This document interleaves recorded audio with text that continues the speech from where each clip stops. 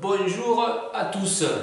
Alors, j'espère que vous allez bien en étant confiné d'être chez vous et que cela ne vous empêche pas de cuisiner. C'est important. Alors, aujourd'hui, j'ai décidé de relever le défi du festival Expresso, n'est-ce pas, hein, qui propose de composer un repas pour une personne pour dîner pendant le festival Expresso, n'est-ce pas, de manière équilibrée. C'est important. Alors, sans plus attendre, voici ma version d'un plat qui va vous permettre de vous évader les papilles pendant le festival. Je l'ai baptisé sobrement la Casa des Papilles. C'est parti. Pour cette recette, vous aurez besoin d'ingrédients très faciles que tout un chacun a dans son placard et dans son frigo.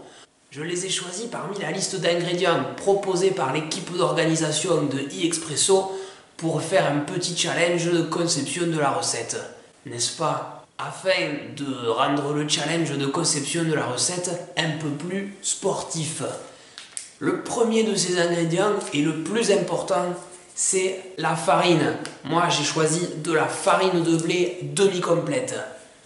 Ensuite, l'ingrédient qui donnera du corps et du cœur à ce plat, c'est un bon sachet de lentilles.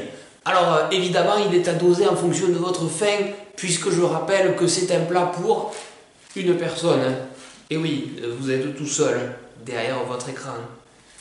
S'ajoute à cela le compagnon idéal des lentilles, un gros oignon. Et puis, 2 carottes, une bonne grosse pomme de terre, ou 2 petites, mais une grosse c'est quand même l'idéal, de la moutarde de Dijon, un gros pot de 500 g de pois chiches, et en termes d'épices, j'ai bien évidemment choisi du cumin ainsi que du curry. Et pour finir, il me faut une bonne grosse roquette, elle est grosse, ainsi qu'un chou-fleur.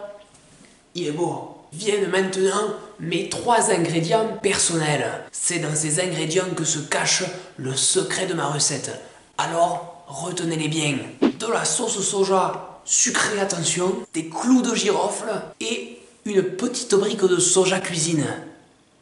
Ensuite, pour les ustensiles dont nous allons avoir besoin, il me faut ma fidèle compagne, la cuillère en bois, 2 fouets, et ça c'est très important, un en métal et un autre en silicone, un écumoire, et puis une cuillère à spaghetti.